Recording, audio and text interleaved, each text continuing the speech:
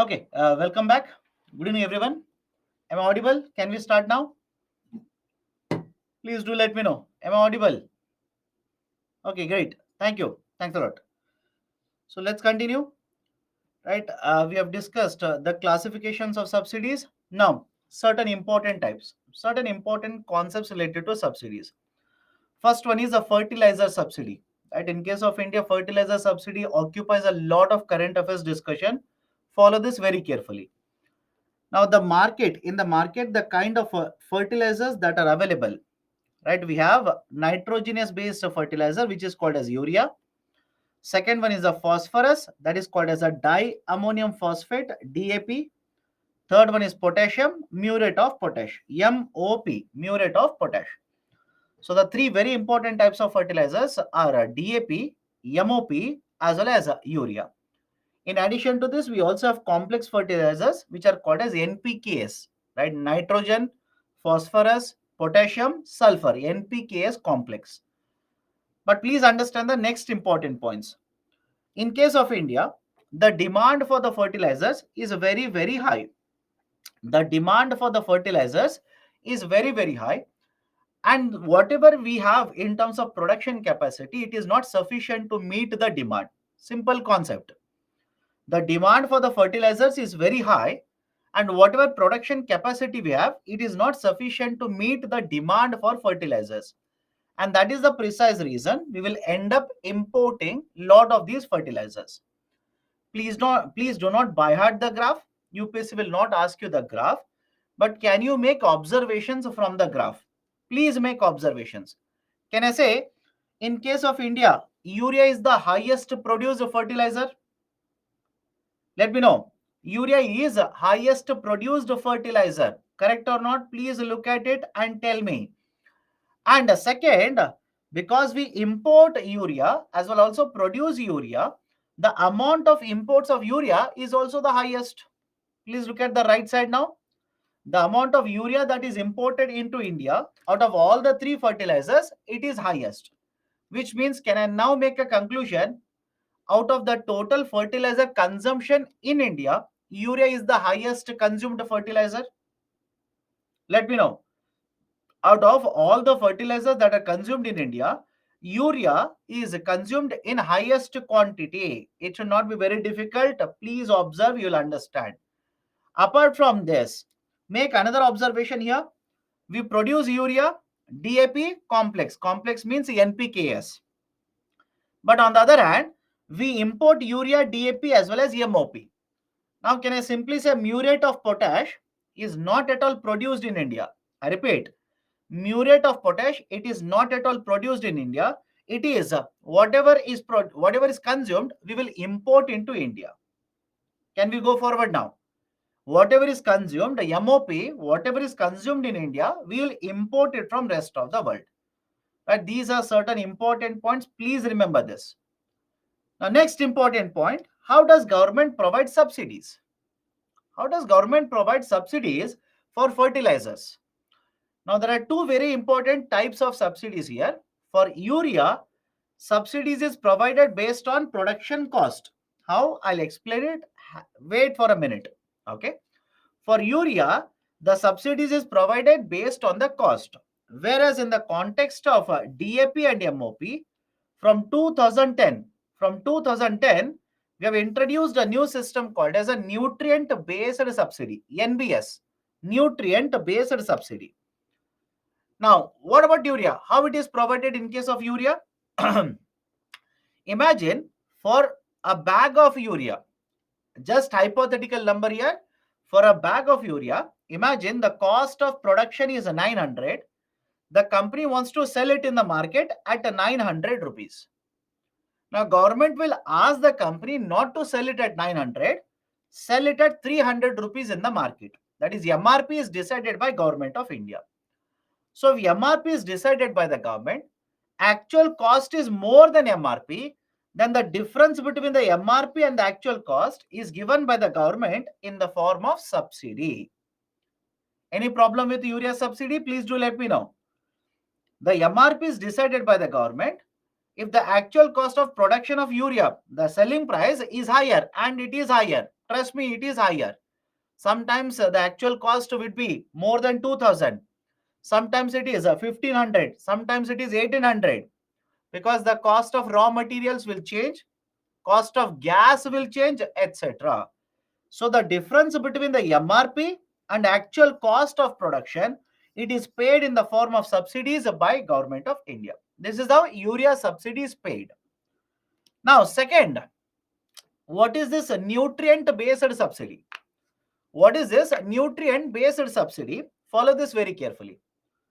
To manufacture diammonium phosphate, imagine you want to manufacture 100 kgs of diammonium phosphate, DAP. What you would require? You will require 18 kgs. You will require 18 kgs of nitrogen, and you will require, right, 46 kgs of phosphorus. You will require 18 kgs of nitrogen, and you will require 40 kgs of phosphorus. Now please understand, government will announce for every 1 kg of nitrogen how much subsidy will be provided. For every 1 kg of a phosphorus, how much a subsidy will be provided. Let's take hypothetically, remember my statement, let's take hypothetically, for 1 kg of nitrogen that you will use, government will give you 18 rupees. And for 1 kg of a phosphorus that you will use, government will give 14 rupees. Now, can I do the subsidy calculation for 100 kgs here? Do not by heart this number. Do not by heart this calculation. Waste of your time. Please don't waste. So for 100 kgs, for every kg 18 rupees, and you will require 18 kgs. For every kg 14 rupees, you will require 46 kgs. So if you manufacture 100 kgs of DAP, government will give you 958 rupees worth of subsidy. Right now, because of, right, understand this, because of the methodology that is followed here, can I call this as a nutrient based subsidy? Let me know. Because we are calculating subsidy for 1 kg of a nutrient. For every kg of nutrient, we calculate subsidy. Can we refer to this methodology as nutrient based subsidy, NBS? Please remember this. Another example, MOP, muriate of potash. In muriate of potash, 60% weight is potassium. 60% is potassium. For 1 kg potassium, imagine you will get 10 rupee. So for 60 kgs, how much subsidy you will get? 600 rupee. So for every 100 kg of, right, let's say muriate of potash, if 10 rupee is, right, the subsidy amount, you will get 600 rupee. But although please understand, MOP is not manufactured, it is imported. For this, a subsidy is provided by the government. Okay. Then any difficulty in understanding how subsidies are provided? Let me know. Any difficulty in understanding how subsidies are provided? Please do not by heart calculations. Do not waste your time.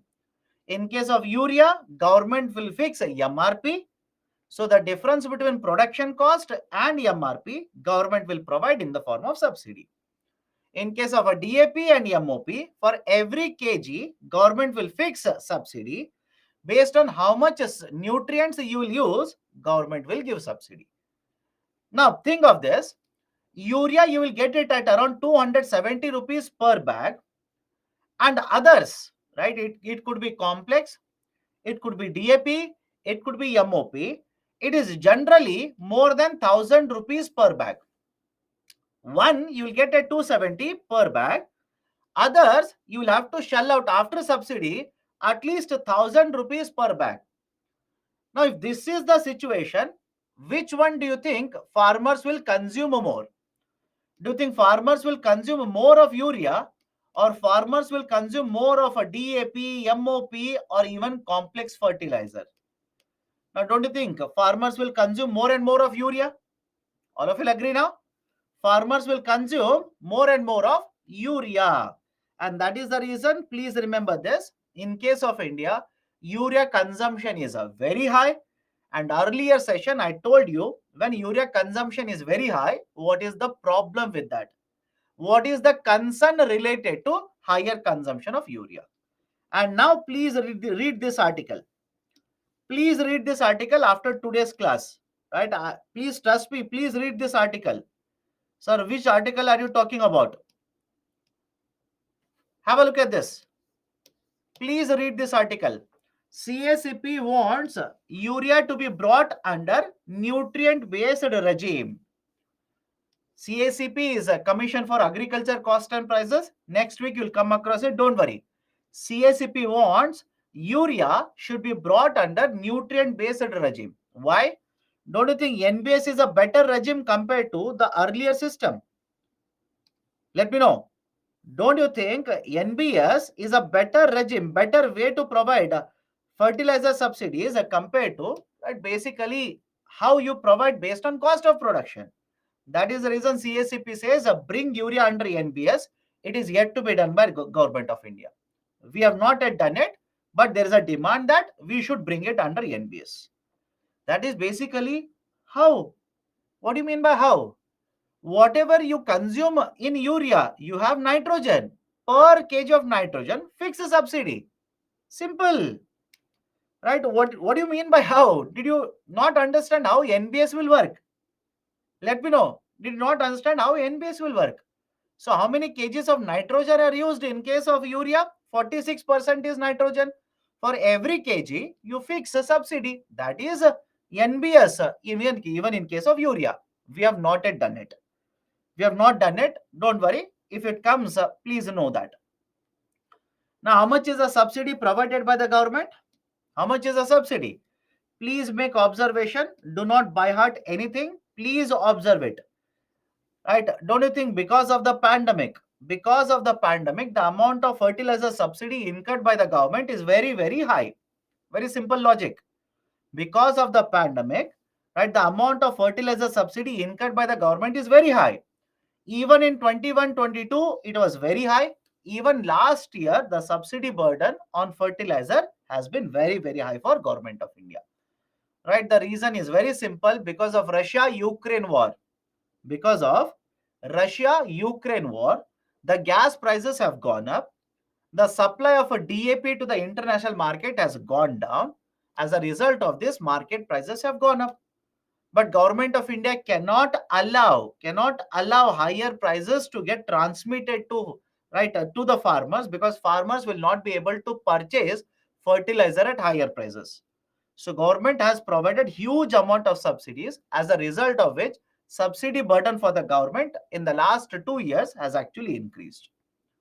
Now, what are the other important points, or basically the points that we have discussed? Agriculture urea is most subsidized, most produced, most consumed, most imported, and most physically controlled. What do you mean by physically controlled? Please understand this very carefully. Whenever fertilizers are produced, whenever fertilizers are produced, the government will generally tell the companies in what region they are supposed to sell these some of the fertilizers. I'll repeat the statement. What do you mean by physically controlled? When fertilizers are produced by the companies, government will have guidelines as to where some of the fertilizers, not all of it, at least part of it, where they are supposed to sell it. This is called as a physical control over fertilizer sales. In case of DAP and MOP, government pays the subsidy based on nutrient consumption, based on nutrients which are consumed. Whereas in case of fertilizer, government will fix a maximum retail price. Government fixes MRP. In case of fertilizers, government, that is urea, government will provide subsidies for domestic producers. Government will also provide subsidies for importers. But please remember this, who will be allowed to import urea? Government decides it. I will repeat the statement. Who is allowed to import urea into India? Government of India decides it. That is the reason there is a term called as canalization. Canalization means controlling the imports. Who is allowed to import urea into India? Only 3 companies. And from one year to another year, the list might change. But generally, there are 3 companies. One is India Potash Limited. Second one is Rashtriya Chemicals and Fertilizers. Third one is National Fertilizers Limited. Generally, these three companies are allowed by Government of India to import urea, and on that also, government provides a lot of subsidies. The movement of fertilizers, physical control, movement of the fertilizers, government will say how much fertilizer, how much of the total fertilizer produced has to be sold in which market. That kind of control is imposed by government. So these are certain very important features associated with fertilizer subsidies in India. So what is the concern now? What is the problem with fertilizer subsidies in India? Point number one, there is a lot of black marketing of fertilizers. Black marketing means what? Please remember this. Black market simply means any economic activity which is done beyond what is actually permitted by the government. Black marketing means what?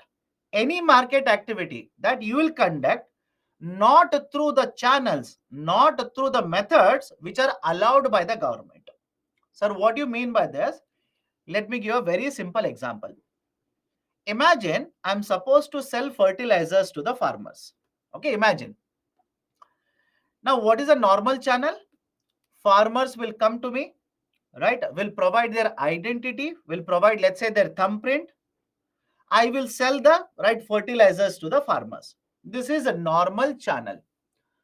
But rather than this, what I will do is I will get the fertilizers. I know there is a shortage of fertilizers right now. I will not sell all of it to you.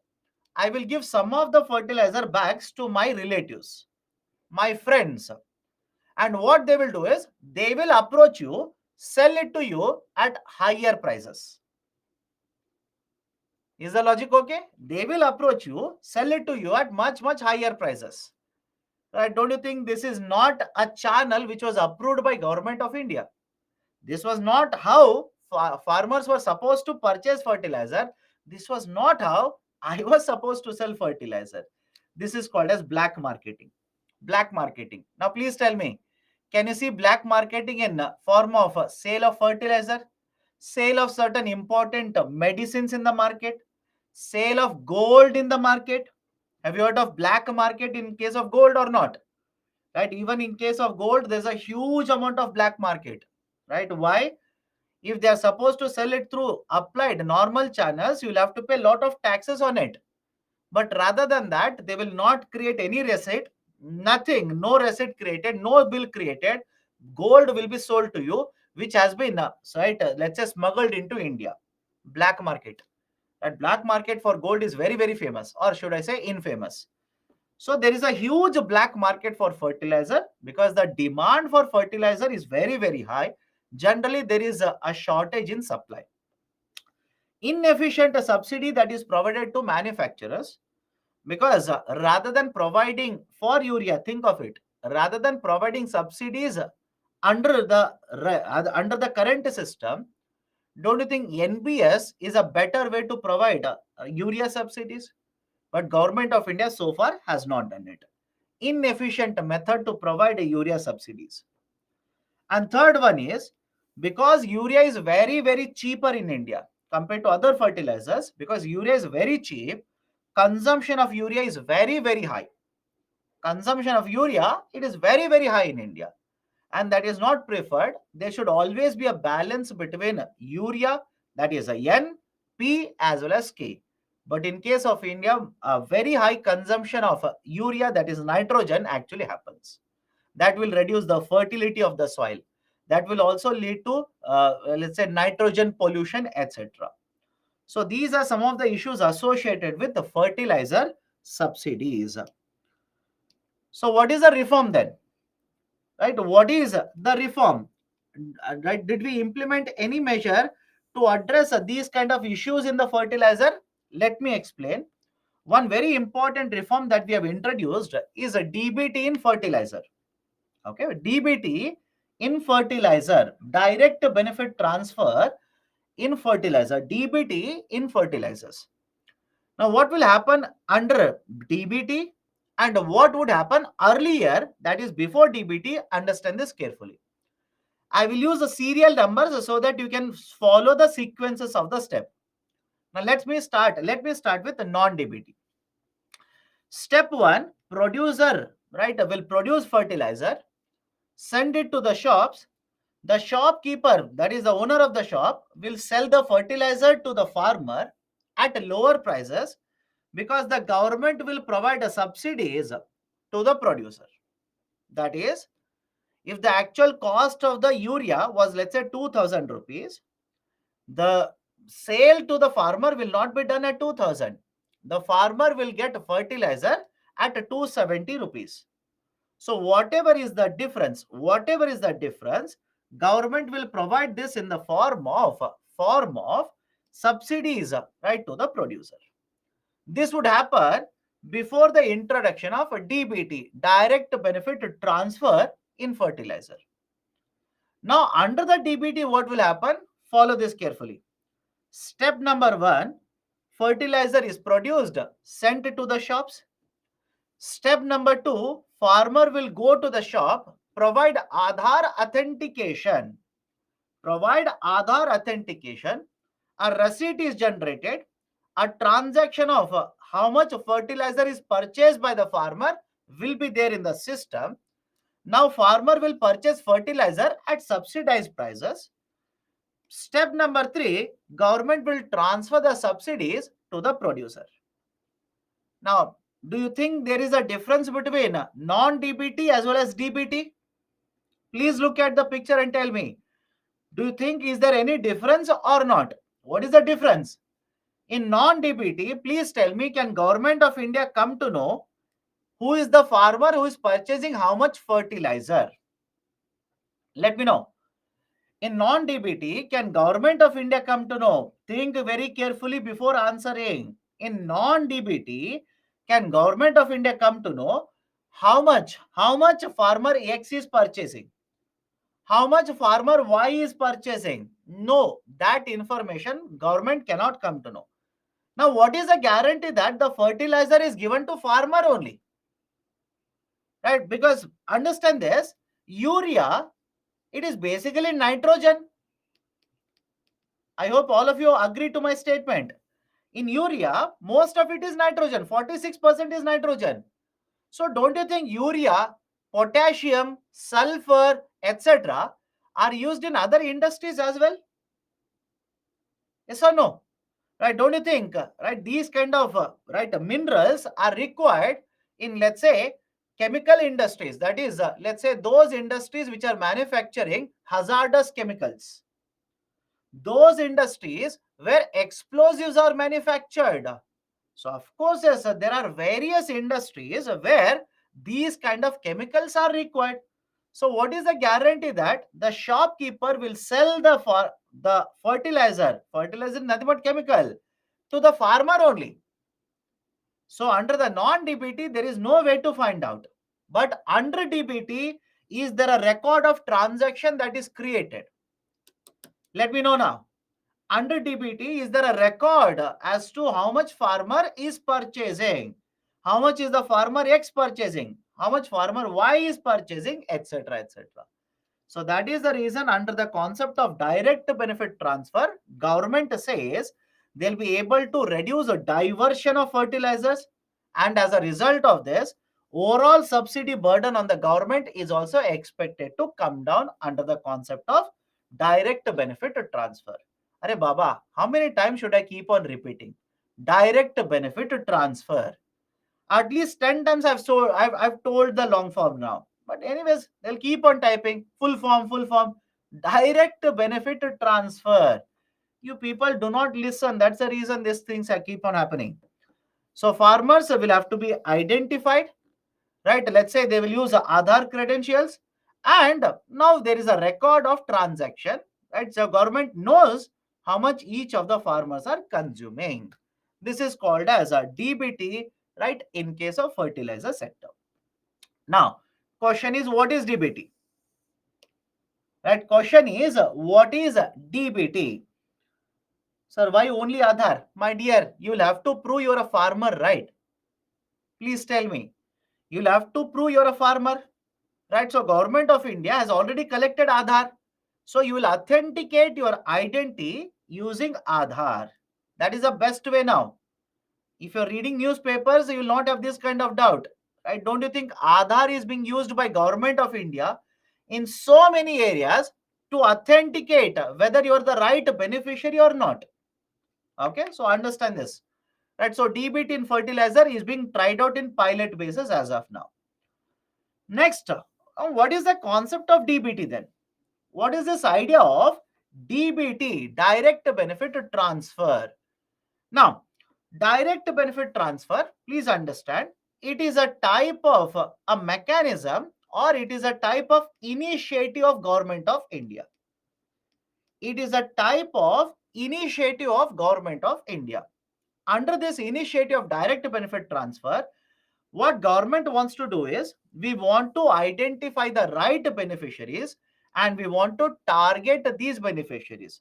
How we will do that? Have patience, I'll tell you. We want to ensure there is a transparency in the mechanism. Who is getting funds? How much a beneficiary is getting funds? Right? How many, right? Let's say government officials are there.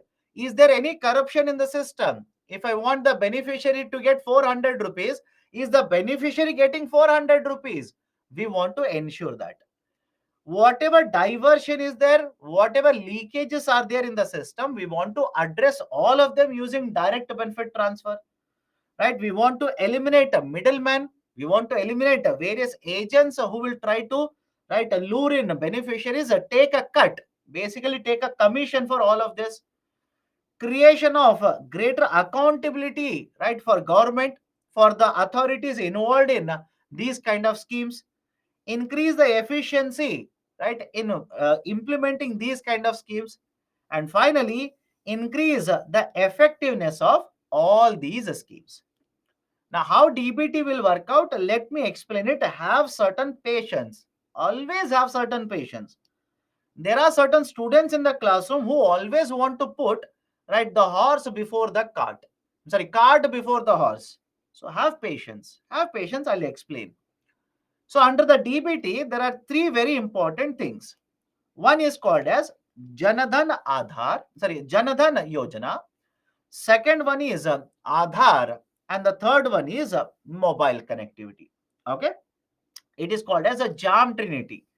Have you heard of Jam Trinity? Janadhan, Aadhaar, and mobile connectivity. So let me prove how DBT will be utilized by the government to identify beneficiaries. Imagine there are 10 people in the village. Follow this very carefully. This is the answer to the students who are asking, sir, can this be used? Can that be used? Etc. etc. This is the answer. Listen. Imagine there are 10 people in the village. Out of 10 people, Government of India wants to provide free food grains only for 6 people. Government of India wants to provide free food grains only for 6 people. Now, how are we using the DBT mechanism to ensure food grains will be provided only to 6 people, not all the 10 people? I will go to the ration shop. I will go to the ration shop. Now, I will provide the thumbprint. I will provide the thumbprint. Now, please tell me, when you got your Aadhaar number, before getting Aadhaar number, did you not provide your iris scan? Did you not provide your thumbprint? Did you not provide your photo to the government data? Let me know. I'm pretty sure all of you have Aadhaar. Did you not provide your thumbprint details? Did you not provide, right, your iris scan? Did you not provide your whole photo to the government? So meaning, government already has the database. Government already has the database for all the 10 people. Now tell me, if government has the a database for all the 10 people, can we use this database to identify only 6 of them to provide free food grains? Let me know, possible or not? If government has a database for all the 10 people, can we ensure only 6 people will go to the ration shop, provide their thumbprint, right? If these are 6, one of any of these, one of these 6 people, they will provide this thumbprint, basically identifying that I'm one of the beneficiary. Now only 6 people will be provided with the food grains. If the seventh person who is not a beneficiary, if the seventh person who is not a beneficiary will go to the ration shop, provide the thumbprint. Now please tell me, will government data say he is a beneficiary? Think of it. Do you think the government database will say he is a beneficiary? No. Right? Government database will simply say he is not a beneficiary. So now the seventh person will not get entitlement. I hope you have understood how DBT will be utilized now. How DBT will be utilized to identify the beneficiaries, to correctly find out who is the beneficiary, to transfer the benefit to the beneficiary, to make the system much more transparent, to increase the efficiency of the system, etc. etc. So come back to the idea here. This is called as a JAM Trinity. What do you mean by JAM Trinity? Janadhan accounts, Aadhaar, and the third one is mobile. Now, very simple process. Government says under direct benefit transfer, there are more than 300 schemes. Understand this. This was introduced in 2013. DBT was introduced in 2013. There are more than 300 schemes. And these 300 schemes can be divided into those schemes where cash benefit is provided, those schemes where kind benefit is provided, that is kind subsidy as well as a cash subsidy. Sir, how kind subsidies are provided under DBT? Did I not just explain how NFSA will work out under DBT? Let me know. Did I just not some time ago, 2 minutes ago, did I not explain how DBT will be utilized to provide NFSA? That is a kind subsidy. Now let me explain how DBT will be utilized to provide cash subsidy. That is a cash incentive to the beneficiary. Example, imagine your Manrega worker. Imagine your Manrega worker. So point number one, your Aadhaar is already created, correct? You already have Aadhaar. And using Aadhaar, you already have created a bank account. So now Government of India will simply say, this Aadhaar number, we need to provide, Manrega wages of 100 rupees. Right? This is Aadhaar number. We need to pay 100 rupees for this Aadhaar number. That's the beneficiary. Now, this 100 rupee will be transferred into your bank account. It will be transferred into your bank account. Now, you will go to the bank, withdraw the money. Now, instead of going to the bank, can you use mobile banking to withdraw money? Let me know. Can you use mobile banking to make payments by withdrawing money from the bank account? Can you use mobile banking to transfer money from one account to another account? So now tell me, are we using three very important parts of the Janadhan, Aadhaar and mobile connectivity or not? We are using Janadhan accounts, we are using Aadhaar numbers of the beneficiaries, and we are also using mobile connectivity. This is called as a JAM Trinity.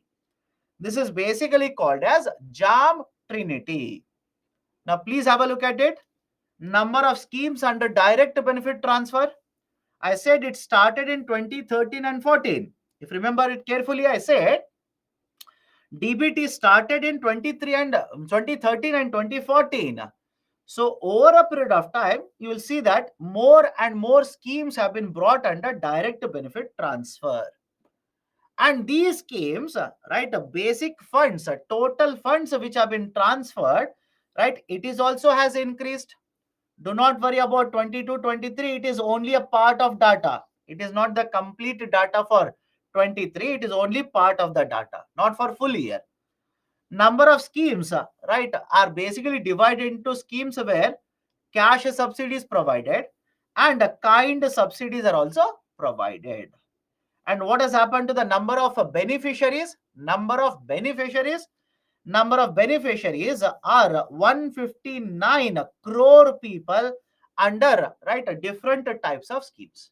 Under different types of schemes, number of beneficiaries are 159 crore people under the direct benefit transfer. Any problem with this? Let me know. Any problem with what I've discussed so far? Please let me know, otherwise I'll go forward. PIC Bima scheme. What do you mean by PIC Bima scheme? I don't know. I don't know what you mean by PIB schema, Bima scheme. I don't know. Please tell me. Right? If it is a central government or state government, please tell me. Central government. PIK Bima Yojana. What is this PIK Bima Yojana? Arey Baba, I don't know what name of Yojana you are using. I don't know. Right? Now, if you want the list, and some of you will say, sir, is this covered under this? Is it covered under this? Very simple solution. I'll give a very simple solution. Go to Google and type schemes covered under direct benefit transfer. Go to Google. Very simple solution. Go to Google, type schemes covered under DBT. Because for a fact, I am telling you, 300 schemes are covered. I also don't know the names of all the 300 schemes. Not required. I also don't know the names of all the 300 schemes. So you want to know whether this is covered, that is covered, then go to this website. The whole list is provided by the government. Whole list is provided. Spend 5 days, 1 week, by heart all of them. UPSC will not ask you all of it. Okay. Can we go forward? 179 crore is not even population of India. How? My dear, can you be a beneficiary under 2 schemes? Let me know. Can you be a beneficiary under 2 schemes? Right? So you'll be counted as a unique beneficiary in scheme 1 plus scheme 2. So 2 beneficiaries. That's a basic idea. Okay. Okay. So ingredient jam, just now I've discussed with you. Government will identify the beneficiaries. Government will identify the beneficiary. Then the bank accounts are opened. Then basically the funds are transferred, subsidies are transferred. Beneficiaries will be able to withdraw the money or use mobile banking. This is how the JAM, that is under DBT, direct benefit transfer, will work out. Okay. Now, there is one very important current affairs. This is very important. Listen to this very carefully. Recently, it was introduced by Government of India, concept of e-rupee, a new initiative launched by Government of India, that is the concept of e-rupee. Now, why did we introduce e-rupee to provide subsidies? The reason is very simple. Point number one, please tell me, do you think in India every district has a bank branches? Let me know. Do you think every village, every district in India, there is sufficient number of bank branches available? Answer is no, by the way. Which means if the beneficiary receives a cash subsidy, if the beneficiary receives a cash subsidy, if the beneficiary has to travel to the bank, don't you think that's a problem for the beneficiary? That's a problem for the beneficiary. Now government says use mobile banking. To address this, government says use mobile banking. But do you think everybody in India, every citizen of India is a digitally literate? Let me know. Right? How many of you think every citizen in India can operate a mobile banking? They know how mobile banking operates. Answer is again no. Even if they know, right? Any guarantee that everybody in India will have smartphones? Think of it. Please think of it. Do not imagine city is. I hope you understand. Some of you are right being very right. Let's say very much diplomatic. Right. I want to prove that I'm very much diplomatic. Maybe, may not be, could be. Are Baba, talk about reality. Talk about reality. More than 60% of India's population resides in rural part, that is villages, and a lot of senior citizens who are supposed to receive these benefits, lot of farmers who are supposed to receive these benefits. Do you think all of them have a mobile banking facility? Then you are living in utopia. You are living basically in utopia, right? You don't know what is the reality. Can I give you a current affairs example? Don't write it. Can I give you a current affairs example? Have you come across one news a couple of months ago where a very old lady, very, very old lady, was going to a bank branch to receive pension? Let me know. Have you come across that? It created such a furor. It created such a situation. Finance minister had to tweet about it. Have you come across that news article where very old lady, very, very old lady, she's not even able to walk on her own legs. She's taking a support of a chair and going to a bank to withdraw money. So now my question is, do you think bank branches are available for every people in India? Do you think everybody knows how to operate mobile banking? Then you are wrong. You do not know the reality.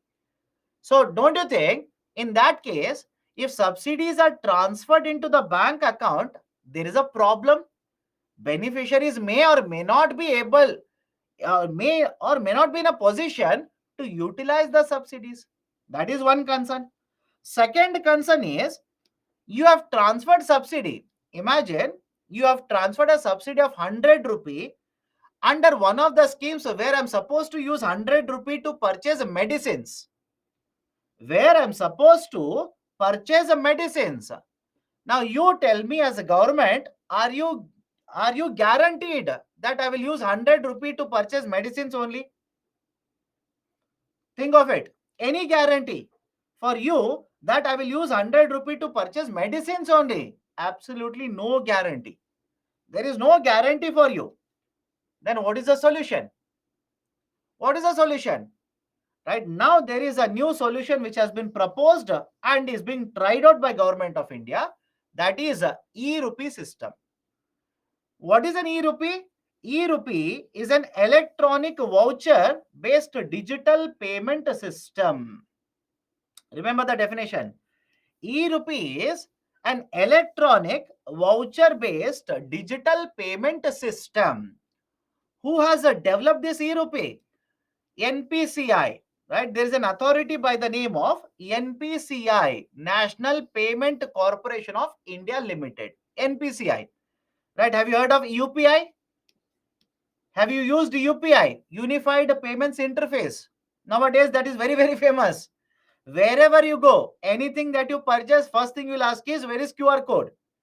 Take out your mobile, scan pay, scan pay. UPI, it is the same authority which has developed UPI. National Payment Corporation of India Limited. So NPCI, along with DFS, Ministry of Health and Family Welfare, and National Health Mission have created a new system called as e-rupee. Now let me show how e-rupee will work. What is the benefit of e-rupee? Follow this very carefully. Follow this very, very carefully. Listen to me carefully. Imagine you are the government. You want to give me 100 rupee to purchase drugs. And when I say drugs, please understand, I'm talking about medicines. I'm not talking about Udta Punjab. I'm talking about medicines. Now, point number one, you want to give me 100 rupee and you want me to use that 100 rupee to purchase medicines. So what you will do? You will take the list of the beneficiary, go to a bank. Step one, you will take the list of the beneficiary, go to a bank, give the list to the bank. Now the bank has received my name along with my mobile number. The bank has received my name along with my mobile number. So in the bank, in the step two, what the bank does is, it will create a QR code and send it to my mobile number. They'll create a QR code, send it to my mobile number. Now some of you will simply say, sir, what if I don't have a smartphone? Then government says, we will send a message, SMS. We'll send an SMS message to you. Now I have received a QR code. I will go to the medical shop. I repeat, I will go to the medical shop. The shopkeeper will take the QR code, right? And now please understand, once they scan the QR code, they will get, right? Understand this. Sorry. Once they scan the QR code, I will get OTP on my mobile number. Once they will scan the QR code, or if a SMS is there, there is a system, they will put the data in the system. Now my mobile number will receive an OTP. I will give the OTP to the service provider. Now, this medical shopkeeper, the medical shop owner, will give me medicines worth 100 rupees. Right? The medical shopkeeper will give me medicines worth 100 rupees. Now, please tell me point number one. Point number one, answer to these questions. Question number one. Has Government of India given me a benefit of 100 rupees? Participate. Has Government of India given me a subsidy of 100 rupee? Yes. Point number two. Now, has Government of India ensured that I'm using the subsidy for the right purpose? Let me know. Is Government of India ensuring that I'm using that subsidy of 100 rupee for the right purpose? Are some of you are saying no. Why? Why? After all of this, why? What is the right purpose here? Is Government of India ensuring that I'm using that 100 rupee to purchase medicines only? Can I take the QR code, eat biryani? Tell me now. Let me know. Am I using that QR code to go to a restaurant and eat biryani? Can you say today is Sunday? I will go to a biryani store, or let's say I'll go to a restaurant. I will use a QR code for medicines which was there. I'll use the QR code, purchase biryani. They will not allow it. They will not allow it. They can be used only in the medical shop. So can Government of India ensure that you are using the money, that is a subsidy, only in the medical shop? Right purposes? Yes. Are you running behind government officials to get your subsidy? Let me know. Are you running behind government officials? Are you going to that government official saying, sir, my housing subsidy is stuck up? Are you going to that government official and submitting a notice or submitting application? Sir, my pension is getting stuck up. Not pension, but let's say Jan Aushadhi subsidy. Are you going to that government official submitting application to get housing subsidy? Absolutely no. Government is ensuring you will not run behind government officials. Government of India says, I will ensure you will not run behind government officials. Why? I will prepare the list, give it to bank and give the money to the bank. That's it. I hope you understand. I will prepare the list of the beneficiary. I will give the list to the bank and I will also give I will also give the subsidy already to the bank. Which means when the service provider will provide the service, they will provide this proof to the bank and the bank will simply transfer the funds to the service provider. So the government basically says you do not have to run behind government officials to get the check into your account. Not needed. Government says, I will ensure you will use the money for right purposes. Third one, I'll ensure that there is no issue in the system. Money will be transferred when the service will be provided. Money will be transferred to the service provider. This is the benefit of e-rupee. This is the benefit of e-rupee. Look at the name now. Cashless. Do you require a bank account to get subsidies now? Let me know. Do you require a bank account to get the subsidies? No, you do not require bank account. Right? So should you go to the bank to withdraw the money? Absolutely not required. So it is a cashless. It is contactless. Contactless means there is there is no contact between government officials and the beneficiary. Money is already transferred to the bank. Contactless. Person specific. Can Government of India identify me using Aadhaar and only to my mobile number can they transfer the QR code? Yes. And can it be purpose specific? Of course, yes. It is also purpose specific. This system is called as a e-rupee system. This is called as a e-rupee system. Can I go forward here? Can I go forward? Any problem with this e-rupee system? Please do let me know. Right, the mobile phones of the beneficiaries will be used. And when I say mobile phones, that is the numbers. Mobile numbers of the beneficiaries will be utilized. There are 4 participants in the whole system here. One is a service sponsor. It could be the government or private sector. I will tell you how private sector can utilize it. One is a service provider, that is a medical shopkeeper, right? Or let's say food grain or seller. It could be hospital, anything. Service provider. The bank is there as well as the beneficiary is also there. So these are the 4 participants in the whole system here. So what are the advantages of it? What are the benefits of this system? You don't need to have any bank account. So the requirement of bank account is eliminated. Second, money will be used only for the right purposes. Third, privacy of the beneficiary is protected. What do you mean by privacy? The government says when I have received the QR code, let's say I will go to a hospital, I will show the hospital and the QR code is for certain treatment. Should I have to provide my ID card? Should I have to disclose my information to the hospital? Government says not required. You don't have to provide any of your identification. You can simply take the QR code, go get the service. That's it. The voucher redemption can also be tracked by the issuer. Redemption means, imagine you are the government, you have issued 100 vouchers for medicines purposes. Can you keep a track of how many of the vouchers have been utilized? By which beneficiary? In which shop they have purchased medicine? Can you find all of this information? Answer is yes. You can get all of this information. Okay, done. Apart from this, voucher has a verification code. That is right. If you remember the process, I said I will go to the shop, QR code is scanned. Now I will get OTP. Now I'll get OTP. Once I provide OTP, only then the voucher can be utilized. Otherwise, a voucher cannot be utilized. Can be used by the private sector as well. How? Can be used by the private sector as well. Let me give you a very simple example.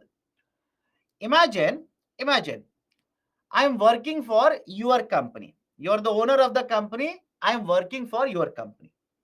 Now you want me to get vaccinated. I'll take the current affairs example so that you understand it. You want me to get vaccinated. You want to provide the money to me. Can we use the e-rupee voucher to ensure that will happen? Government says yes, we can do that. How? You will take 700 rupee, go to the bank, deposit the 700 rupee to the bank, give my mobile number, provide my mobile number. Now this bank will create a QR code worth 700 rupees, send it to my mobile number. Now, once I receive the QR code, right? Once I receive the QR code for vaccination, I will take the QR code to the hospital. Hospital will scan the QR code. I will provide OTP to the hospital. Now, hospital will provide vaccination to me. Please tell me, right? So can you now agree if I say this system of e-rupee can be used even by the private sector? I hope you understand. This system of e-rupee can be used by the private sector as well for payment of, let's say, school children fees. That is, let's say I'm an employee of your company. You want to provide a bonus to me so that I will pay school fees of my children. So can you use a e-rupee system? Yes. You want me to travel to a particular place. That is the right price that you are giving to me. That is the incentive that you are giving to me. So instead of giving me cash, can you give me a e-rupee voucher? Again, the answer is yes. Right? So e-rupee can be used even by the private sector, will promote a financial inclusion and will help us move towards a digital economy. So these are some of the advantages or benefits of e-rupee voucher system.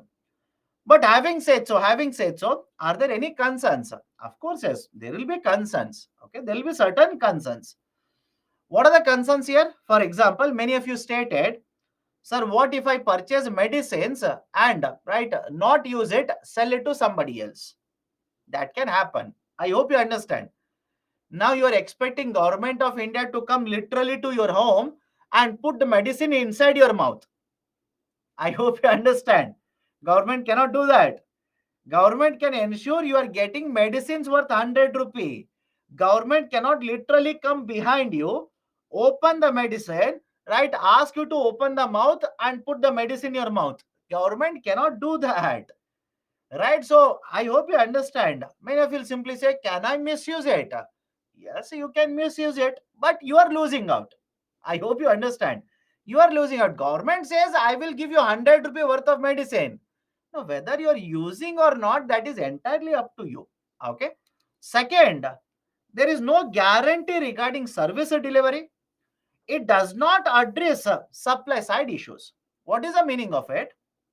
Imagine I have received a QR code worth 100 rupee and I'm supposed to use the 100 rupee to purchase medicines.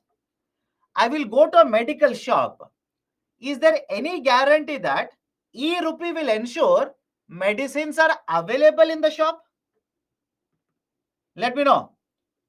Is there any guarantee that e-rupee voucher that you have means you will have medicines in the shop? No guarantee. I hope you understand. No guarantee. Another problem. There is a e-rupee voucher which has been given to me to get a surgery done.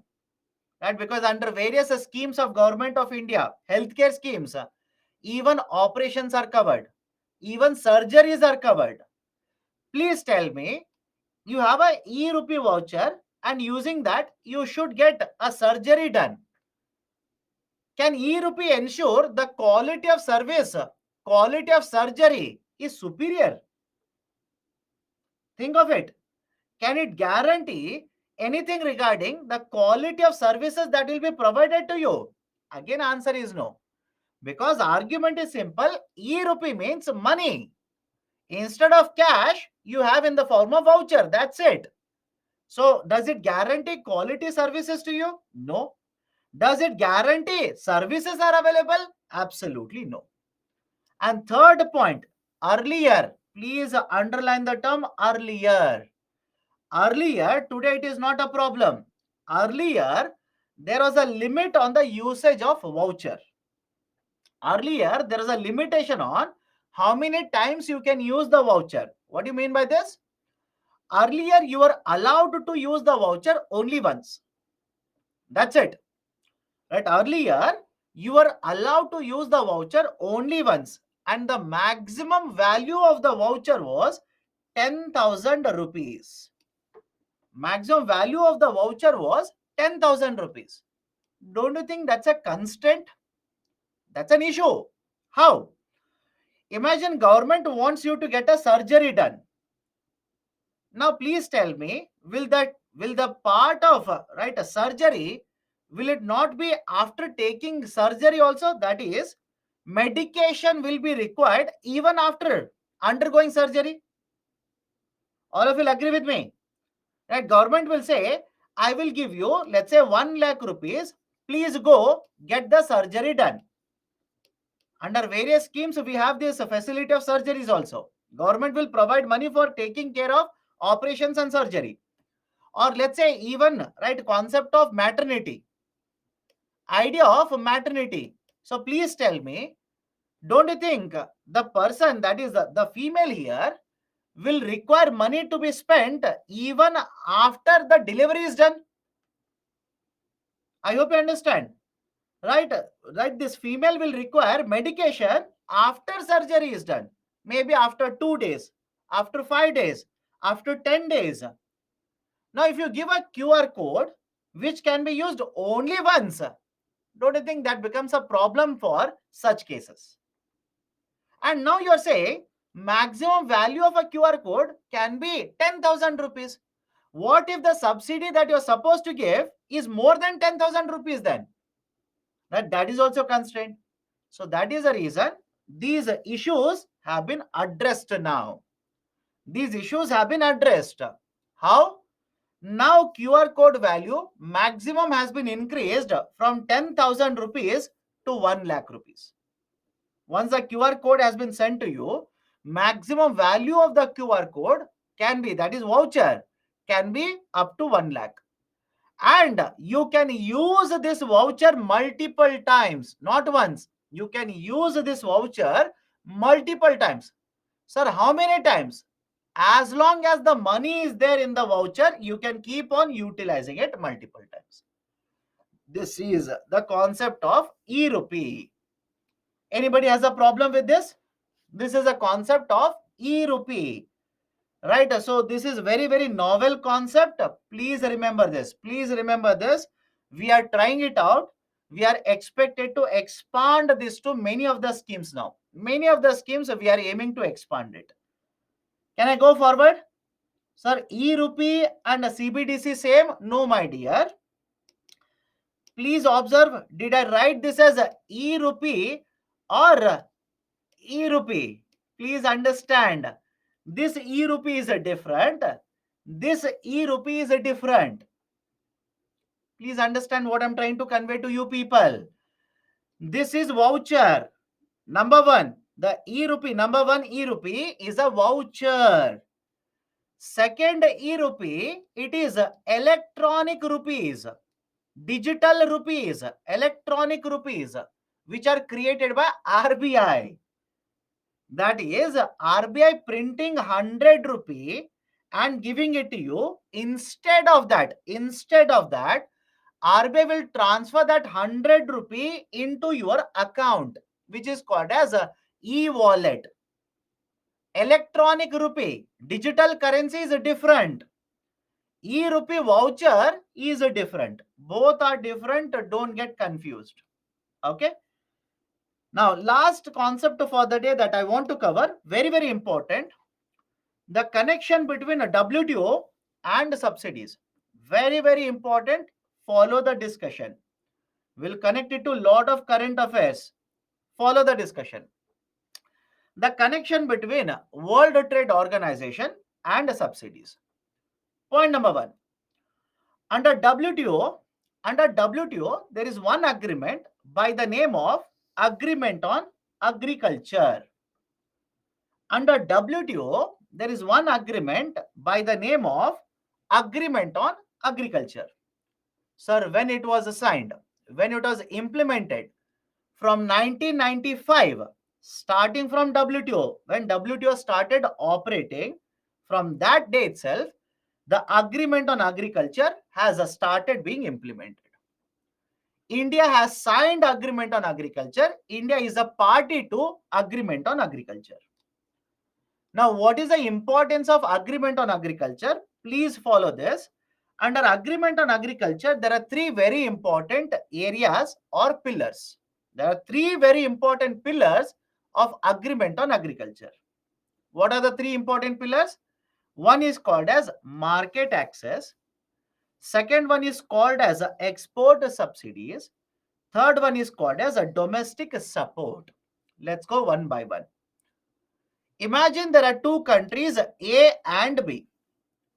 And from country A to country B, we are exporting agriculture commodities. We are exporting agriculture commodities. Now, simple question to you people. What if country B will eliminate non-tariff barriers? Tell me now.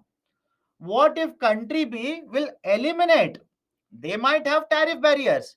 If country B will eliminate all the non-tariff barriers, don't you think more market means we can promote more and more exports from country A to country B? Does it make sense to you, all of you? Please participate. Last concept for the day. After this, we'll take up questions. But this concept is very big, slightly bigger, important equally. So now, does it make sense to you? If country B will eliminate non-tariff barriers, they can have tariff barriers. But if they eliminate the tariff barriers, right, we will be able to export more and more from country A to country B. That is called as more market access. There should be more market access provided By eliminating non-tariff barriers, they can have tariff barriers. Second one is export subsidies. Right? Reduce the export subsidies. Do not provide more and more export subsidies. Now, this point, there should not be any confusion to any one of you. Please do let me know. Should governments, should they keep on providing more and more export subsidies? Let me know. I'll repeat it again. Right? Because we have discussed this earlier. Should governments, do you think they should keep on providing more and more export subsidies? No, do not provide. Let them become naturally competitive. Do not provide more and more export subsidies. Point number 2. Third is very important. Domestic support. Third one is domestic support. Reduce subsidies that you provide for domestic production. I'll repeat the statement. Reduce the subsidies that you are providing in domestic production. Whatever is being produced in your economy, reduce the subsidies for that. How? Please understand this. Whenever subsidies are provided by the government to agriculture sector, we can divide these subsidies into 3 classes. Understand this very carefully. I repeat, whenever government will provide subsidies to agriculture sector, we can divide these subsidies into 3 classes or 3 classifications, 3 types.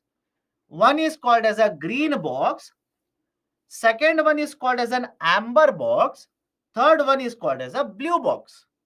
One is a green, second one is amber, third one is called as a blue box. In fact, there is one more, but we do not use it in agriculture sector, that is called as a red box. Now, why do we call them as a green, red, blue, amber, etc.? Please tell me, all of you have seen traffic signals or not? All of you seen traffic signals? Generally, you will have a red, right? Generally, you will have a red color, and after red color, you will have a amber color, and after this, you will have a green color light. Correct? Please do let me know. Generally, you will have these 3 lights. You will have red color, you will have a amber color, and finally, you will have green color. But what is the meaning of the colors? Can I say red color means you are supposed to stop? Correct or not? Red color means you are supposed to stop. You are not supposed to go forward, you are supposed to stop. But in India, right? In India, that is loosely interpreted. Red means also go. Green means also go. Right? Yellow means, or that is amber means also go. Right? You must have seen people. Red, they'll keep on going. Green, anyways, they're supposed to go. Amber, they will also keep on going. Right? So red means stop. Green means go. Can I say amber means slow down? Yes or no? Right? If you have got the license correctly, I'll repeat my statement. That is very important. If you have got your license correctly in the sense what? You have given your driver's test. That is, the test has been given. The inspector will show you various symbols and ask you, what is the meaning of this symbol? What is the meaning of this symbol? Right? Now they will ask you, in one of the tests, they will ask you, if you're going on a vehicle, imagine, right, the green light has become, right, let's say orange or amber. What will you do? Will they not ask you these kind of questions? Assuming you have gone through proper channels. Assuming you have gone through proper channels, which I doubt if you have done it. If you have gone through proper channel to get a license, they will ask you, orange means what are you supposed to do? Right? You will have to say, sir, I will have to slow down. Right? I will show my hand signal like this. I will slow down. So green means you are allowed to go. Red means not allowed, please stop. And amber means slow down. But for most of us, including me, by the way, many of the times, amber means speed. Correct or not? right? For most of us, including me, by the way, many of the times, amber means not slow down, go fast now. Because why? After amber, it will become red. I don't want to stop. Go fast as much as possible. Hit two or three people in the process, right? So, but what is technically the meaning? Red, stop. Amber, slow down. Green, go. Apply the same logic to subsidies.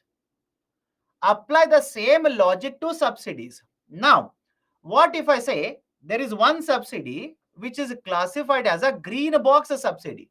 What will you understand by this? I'll explain why it is green box. Don't worry. Please tell me, one subsidy is classified as a green box subsidy. What will you understand by that statement? Right? Don't you think that statement means there is no problem with this subsidy? Government can provide any amount of money under this subsidy? Please do let me know.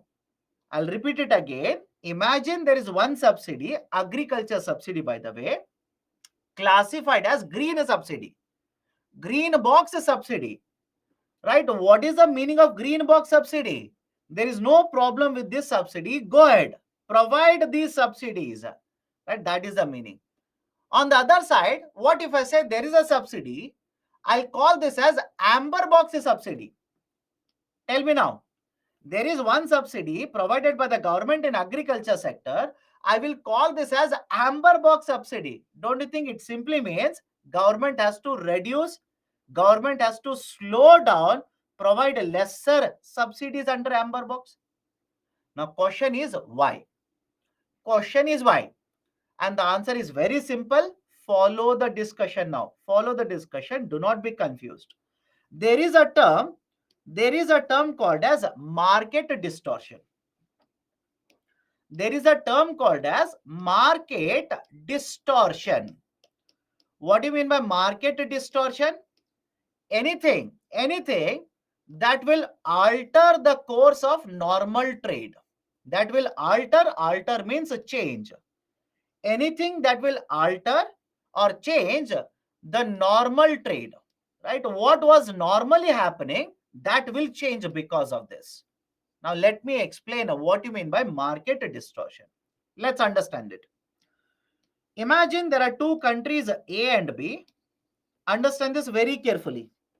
Imagine there are two countries, A and B. In both the countries, farmers are cultivating certain crop. To cultivate a crop, you will require irrigation, that is electricity. To cultivate, you will require seed, you will require fertilizer. Let's take very simple example. Okay. You will require irrigation, electricity for supplying water, you will require seeds, you will require fertilizer. Now let's say in country A, they will require 10 rupee, 20 rupee, 30 rupee. Hypothetical numbers, do not complicate it. Hypothetical numbers. Which means for cultivation, how much money is spent here?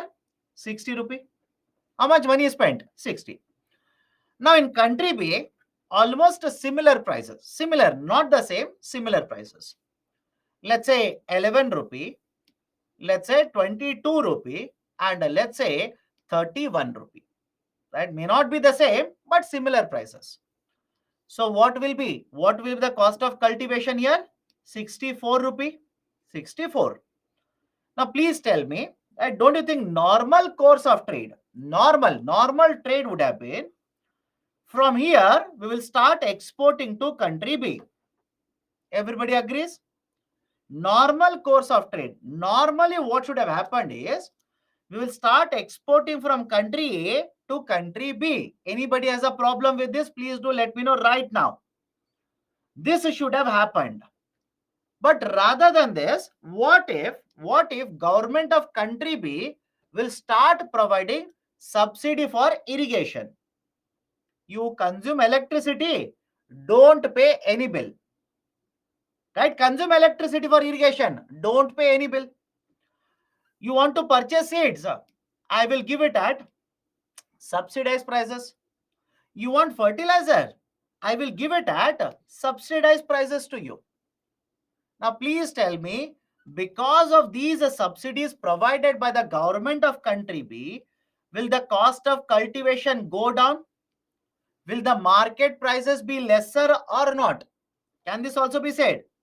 Can the market prices in the country B fall down? And when the market prices in country B will fall down, what do you think will happen? Rather than importing from country B, don't you think country B will start exporting it? All of you will agree? Anybody has a difficulty in this? Please do let me know, because I'll come to the point now. Rather than exporting from country A to country B, now exports will start coming from country B to country A. Now, can I simply say these subsidies are distorting the market? Let me know. Can I say these subsidies given by the government in the country B, subsidies on seeds, subsidies on fertilizer, subsidies on irrigation, can I say all these are market distorting subsidies? This is the idea. This is basically the idea. Whether the subsidies are distorting the market or not, that will basically be used to identify these subsidies into green box and amber box subsidies. Look at the definition of green box subsidies. These will have no distortion or least distortion. Least means negligible distortion. These kind of subsidies will have no distortion at all or negligible distortion. Whereas amber box subsidies, these will directly distort the trade. These will directly distort the trade. Sir, any example of amber box subsidies? Can I say fertilizer subsidies in India? Right? Electricity, irrigation subsidies in India. And the most important one, listen to me now, MSP. Most important one, MSP. Now, many of you will ask me, what do you mean by MSP? How MSP is distorting the market? Listen to me very carefully. What is MSP? MSP is a minimum support price. Let me show it to you. MSP is nothing but minimum support price. What is a minimum support price? It is the price which is paid by the government when they purchase food grains from the farmers. Very, very simple. Do not complicate it. How much money will be paid by the government when they purchase the food grain from the farmers? That is called as minimum support price. Now, question is, how does MSP distort the trade? Understand this. How does MSP distort the trade here? Let me start. Government of India, imagine will provide MSP to crop A and crop B. And MSP for crop A is 1500 and MSP for crop B is 500 rupees. Now, question number one. Please tell me, if MSP for crop A is 1500 and for crop B is 500, farmers will cultivate more of which one? Let me know. Farmers will cultivate more of A or more of B? All of you will agree? Farmers will produce more of A. Produce A more. Now, come to the second point. When farmers will produce more of A, let's say rice or wheat for that matter, government will not purchase all the rice, government will not purchase all the wheat. You can ask me, sir, why? Why doesn't government purchase all the rice or wheat? Do you think government will require all the wheat that is produced in India? Do you think government will require all of it? Think of it. Right? First and foremost, why is the government of India purchasing here? Point is, why is the government of India purchasing? Government of India needs to provide food grains under National Food Security Act. They have a midday meals scheme. They have a integrated child development services. They have public distribution system. So for that, whatever is the requirement, they will purchase. But don't you think what is produced will be much, much more than how much government wants? Think of it. What is produced in India because of higher MSP, will it not be much, much more than, much higher than what is government procuring? Which means a huge amount of this crop will be supplied to the market. Simple. Huge amount of this crop will be supplied to the market. Now, when the supply increases, what will happen to market prices? Tell me now. When supply increases, what do you think will happen to market prices? Market prices will reduce. Now, if you look at it very carefully, in India, the market prices of, let's say, agriculture crop has fallen down. Can we, that is me and you, can we purchase it in India, export it to USA? Let me know now. At lower prices, can we purchase it in India? Can we export it to USA? Now, because the market prices are very low, when they will export it to USA, don't you think these right crops will be cheaper in USA compared to whatever has been cultivated within USA? Let me know. Don't you think that will happen? Please understand, this is reality. This is the reality. That's the reason, please understand. Right? Let's say wheat in India, prices have crashed. I will take it at a lower price, sell it to USA, export it to USA. Because it is exported at a lower price to USA, don't you think that will be cheaper compared to what is cultivated in USA? Now, don't you think government of USA will be unhappy with MSP policy of government of India? Is MSP policy distorting the international trade? Yes or no? Is it not distorting the trade here? Answer is yes. So that is the reason. Now, at least now I hope you understand. That is the reason government of USA will never be happy with what is the MSP policy of the government. And MSP is classified as a amber box subsidy. Amber box subsidy. Now, because some of the subsidies are green box, for example, PM Kisan scheme. Let me know, PM Kisan scheme, right? How many of you know about PM Kisan scheme? Right, government will provide 6,000 rupees for the farmers. For what purpose? Think of it. For what purpose? For any purpose. It's a income support. I hope you understand. 6,000 rupees is a income support by the government. Farmer will take 6,000, purchase, right, let's say fertilizer. That is left to the farmer. Farmer will take this 6,000, use it for consumption purpose. Left to the farmer. So now can I simply say PM Kisan, it doesn't create a distortion? I hope you understand this. PM Kisan doesn't create a distortion in the market. So direct income support given by the government, expenditure incurred by the government for pest management, for warehousing infrastructure, etc. These are generally classified under green box subsidies. And any subsidy that is covered under the green box, there is no limitation on the government. Government can provide any amount of these subsidies. Come to the next one, amber box subsidies. Can I say amber box subsidies are directly distorting the trade?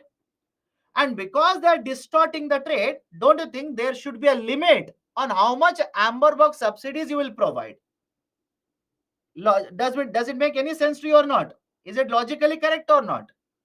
Because these are distorting the market, there should be a limitation. There should be a limit on how much amber box subsidies you are providing. That limitation is called as de minimis level. That limitation is called as a de minimis level. What do you mean by de minimis level? It will limit the aggregate measure of support. That is how much trade distorting subsidies that you are giving. There is a limitation on it. That is, it is a 10% of value of production for developing countries and 5% of value of production for developed countries. Meaning what? Imagine in India, rice is cultivated and the total value of rice was, let's say, 100 crore rupees. Total value of rice is 100 crore.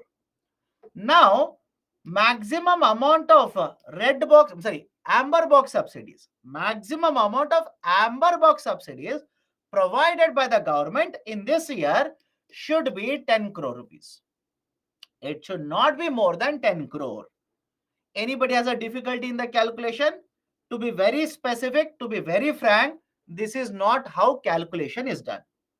Trust me, calculation is not this way. It is very, very complicated. Very, very complicated. They will take the prices of 1986-88. They will also take a price which is called as a external reference point, ERP, external reference price. And based on many of these numbers, they will calculate how much subsidies you are providing. You do not worry about it. For GS paper 3, it is of no use for you.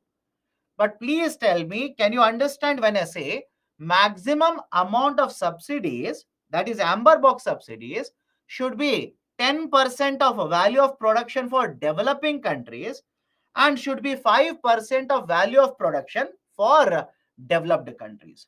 Can I go forward now? Let me know. Can we go forward? And if you ask me, some of you are asking, what do you mean by traffic light approach? My dear, if I divide the subsidies into green box and amber box, can I call it as a traffic light approach? Let me know. If I divide the subsidies into green box and the amber box subsidies, because I'm using the traffic light colors, can I call this as a traffic light approach? So in case of amber box, there is a limitation, right? Limitation. How much you are supposed to provide, there is a limitation. Whereas in case of green box, there is absolutely no limitation. You can provide any amount of subsidies that you want to provide. Can we go forward?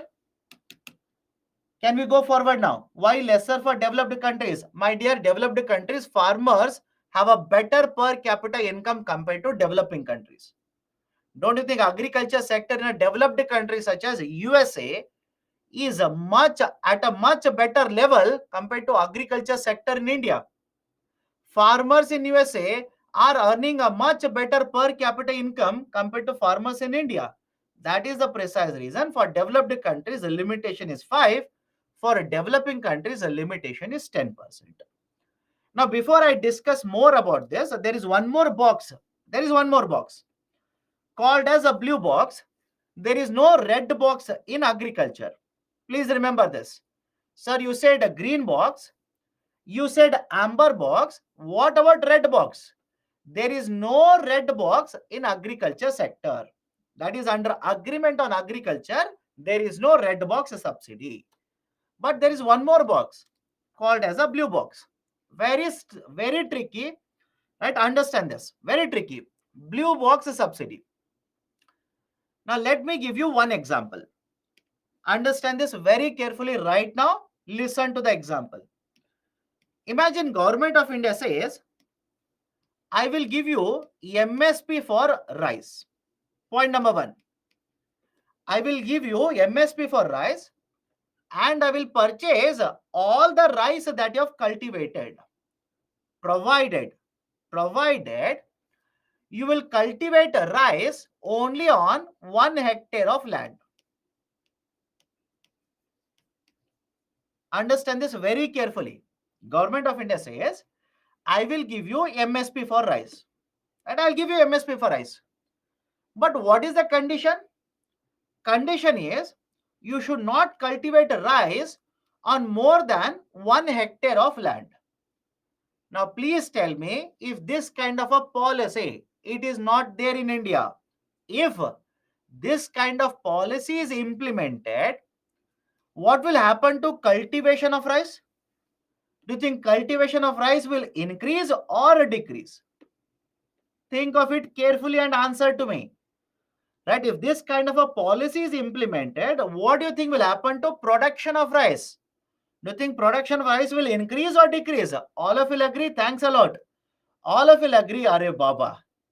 All of you will agree, rice production will decrease. Yes or no? Does it make sense or not? Government will give you MSP, but you should cultivate rice only on 1 hectare of land.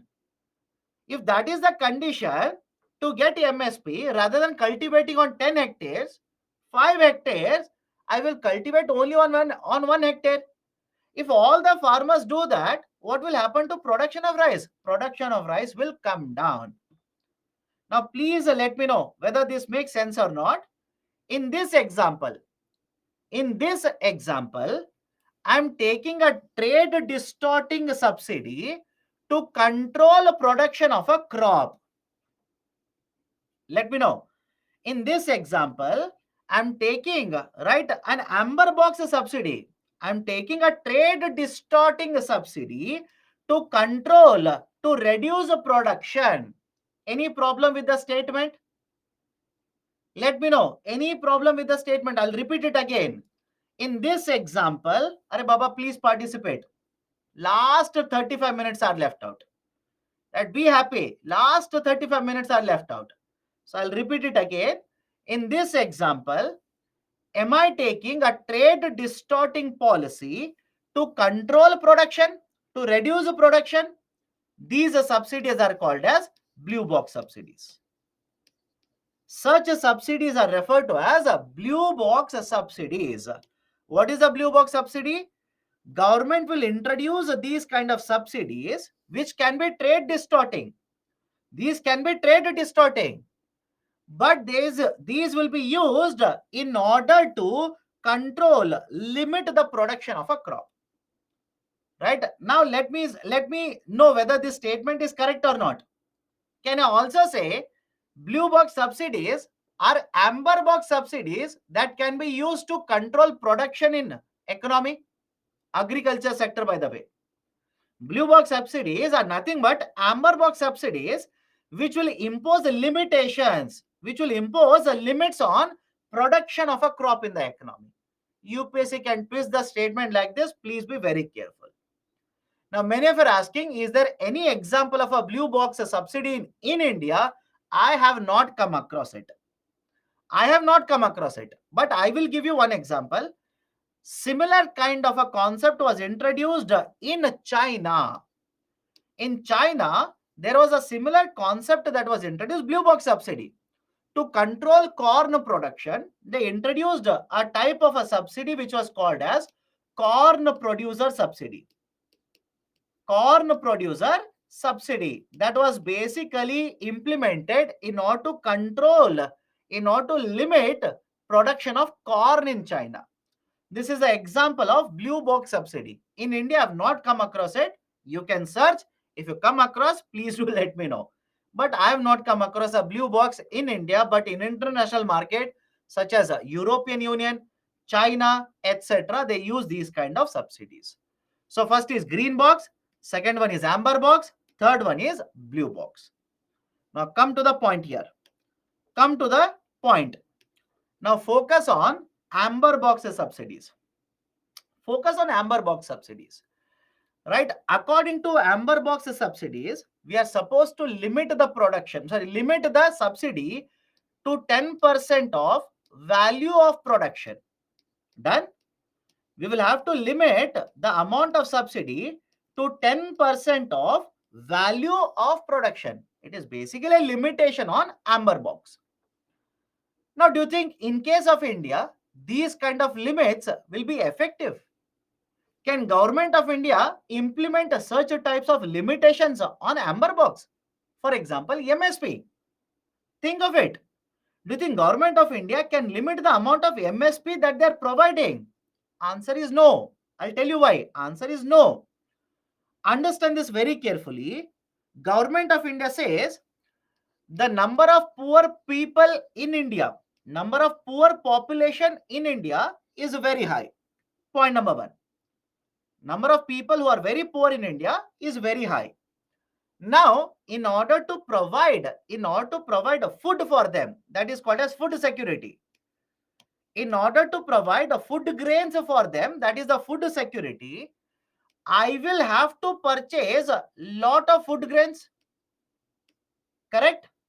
Let me know. Follow the sequence. Please follow the sequence. Point number one, the number of poor people are very high. So in order to ensure these poor people will have food grains, I will have to purchase a lot of food grains. And when I purchase a lot of food grains, what will I pay to the farmer? I will pay MSP. I will simply pay MSP. So in the process of ensuring that people will have sufficient food grain, poor people will have sufficient food grain, I might end up paying huge amount of MSP, which might be more than 10% limit under amber box. All of you will agree with this argument? Please do let me know. I'll repeat it again. Government is implementing National Food Security Act, and for that government is purchasing lot of food grains, and when government will purchase lot of food grains, the government will pay MSP. But it so happens that MSP is part of amber box. It should be limited to 10% of value of production, but because I want to provide food grains for the poor people, I will purchase a lot of food grain, very high MSP I will end up paying, which means I might be paying more than 10% of value of production. So don't you think for poor countries, containing to 10% or less than 10% is a challenge? For developing countries and for poor countries, right, limiting your subsidies, right, amber box subsidies to 10% is a challenge for you. That is the reason, please understand, there is a provision. In 2013, there was one ministerial conference, very famous Bali Ministerial Conference. Understand this now. In 2013, there was a ministerial conference called as a Bali Conference, right? Ninth Ministerial Conference. Please don't ask me what is ministerial conference now. Do remember WTO structure. What is the meaning of ministerial conference? So in 2013, ninth ministerial conference was conducted in Bali. And in the ninth ministerial conference, Government of India with many other countries said, I want a permanent solution for food security. I want a permanent solution for food security issue. Or else they will also use one more term. I will purchase the food grains and keep it with myself. This is called as a public stock holding. Understand this now. Government will purchase a lot of food grains to distribute under NFSA and keep it with itself, which is called as public stock holding. So Government of India said, I want a permanent solution for food security issue, or else they will also use the term permanent solution for public stock holding. What is the requirement of a permanent solution? Point number one, India has signed agreement on agriculture. Correct? India has signed agreement on agriculture. And inside agreement on agriculture, there is a limitation in the amber box. You are supposed to meet 10%. You are supposed to meet, right, highest 10% target under amber box.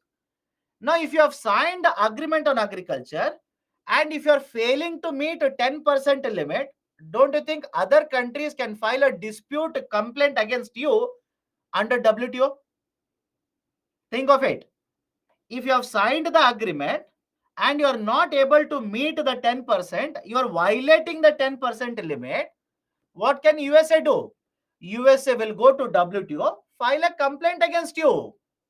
Right? Investigation will be conducted. Panel might simply say, you are not allowed to give so much of subsidies, reduce the subsidies. That can happen. So Government of India was concerned. Along with many other countries, the concern was raised. What was the concern? Right? We are concerned about a de minimis level. We are not able to meet them. So please provide us a permanent solution out of this. Give me a permanent solution for food security issue or public stock holding issue. And that is the reason in this Bali conference, there was a new provision that was introduced, which is called as a peace clause. Remember this. India has used peace clause for the last couple of years. India has become the first country to use the peace clause. What is the peace clause? Understand this.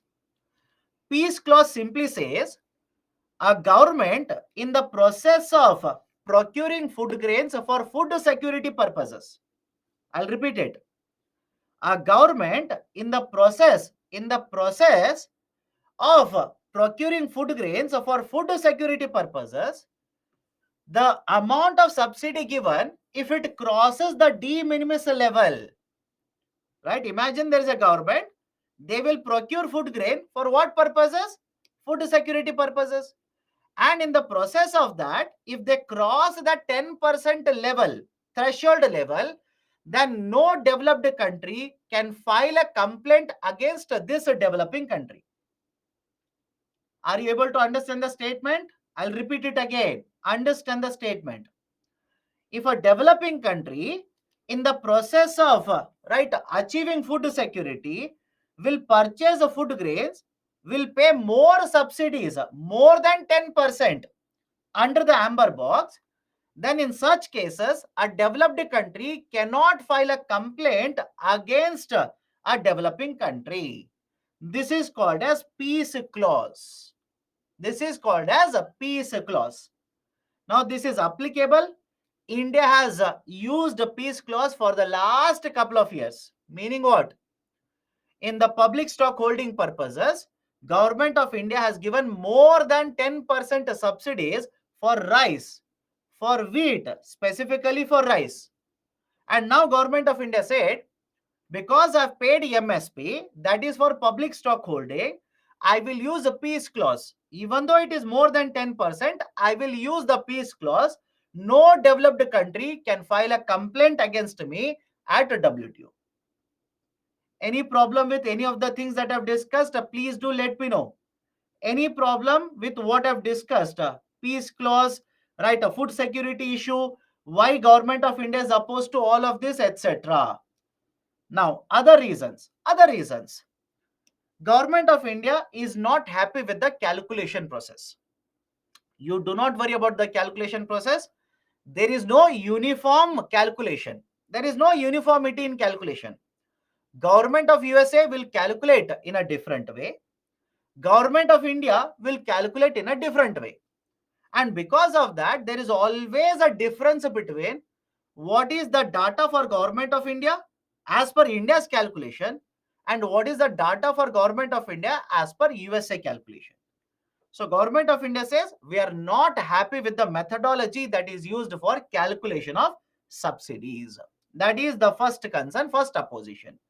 Second, population involved in the agriculture sector in a developing country such as India, it is very, very high. It is very, very high.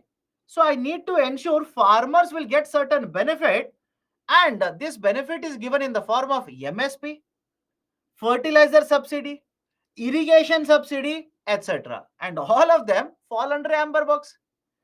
Right? It is a livelihood issue for poor farmers in India.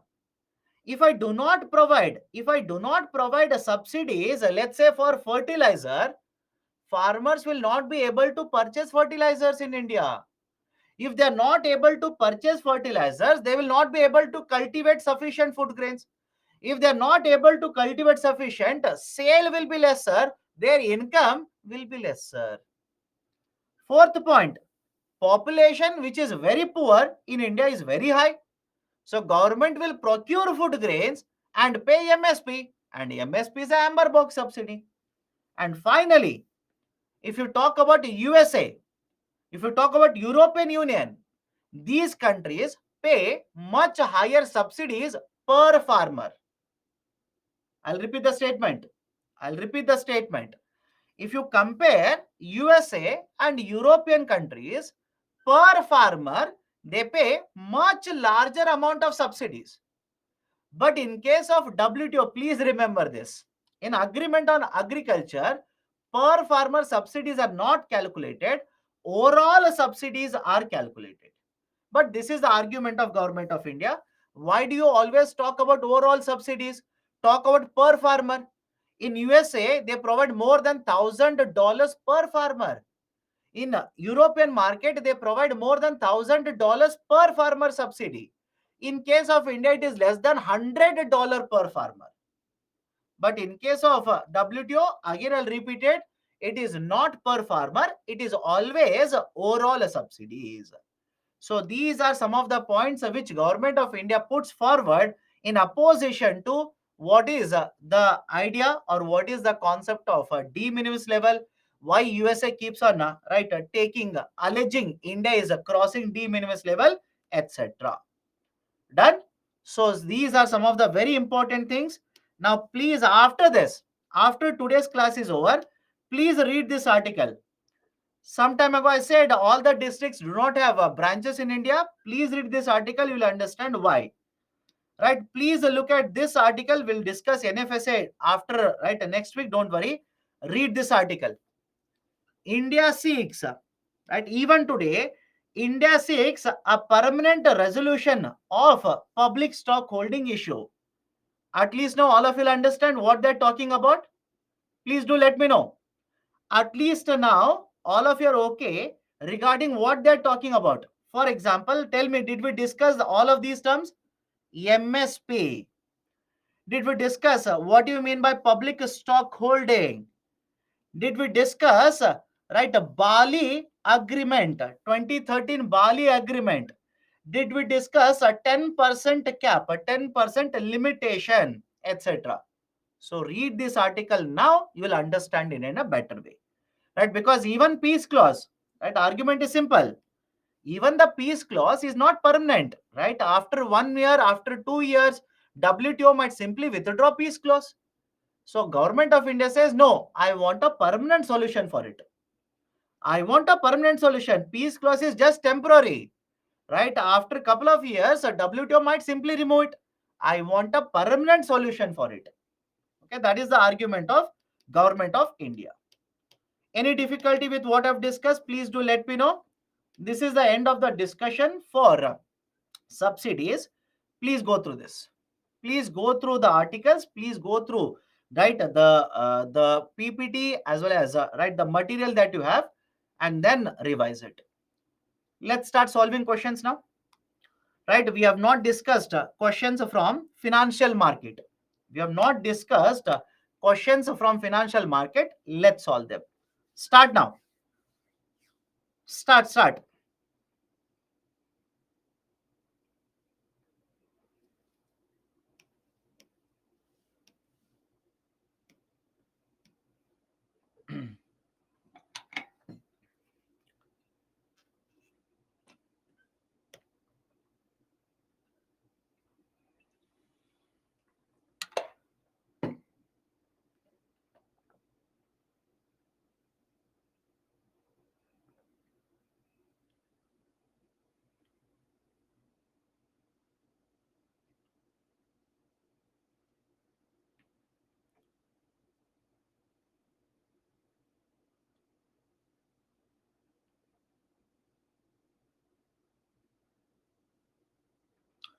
Okay, 35% answer correctly.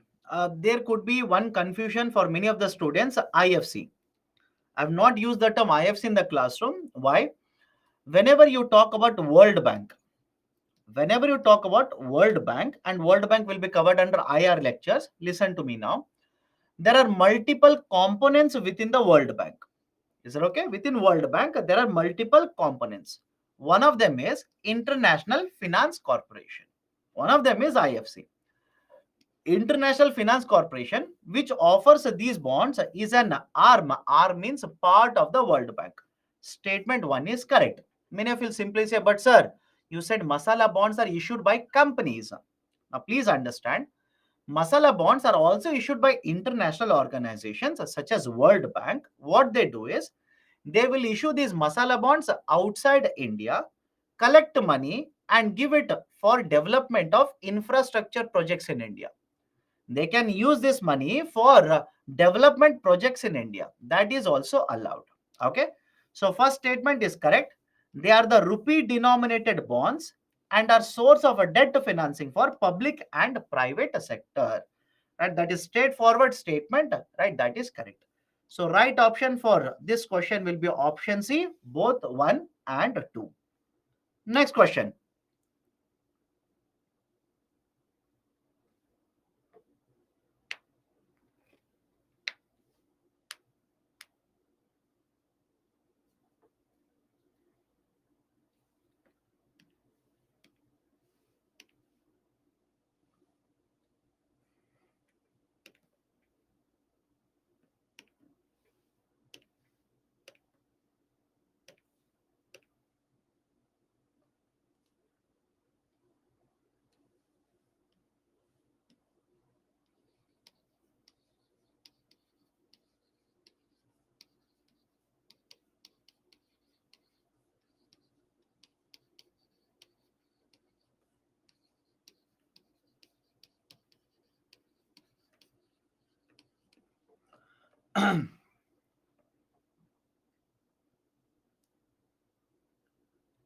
Okay, right, 57% have answered correctly, but there should have been more.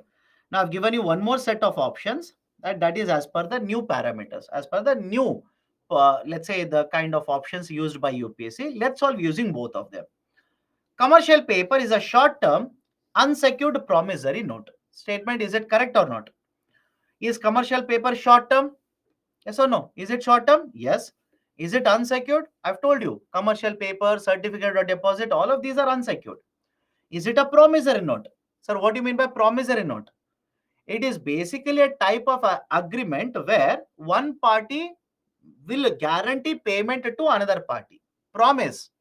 One party is promising to pay money to another party. That is called as promissory note. So commercial paper is a short term, unsecured promissory note. Yes, correct. Second one, certificate of deposit is a long term instrument. Forget about everything else. Certificate of deposit is a long term instrument. Statement 2 is wrong. Statement 2 is wrong. Why? Certificate of deposit is a short term instrument.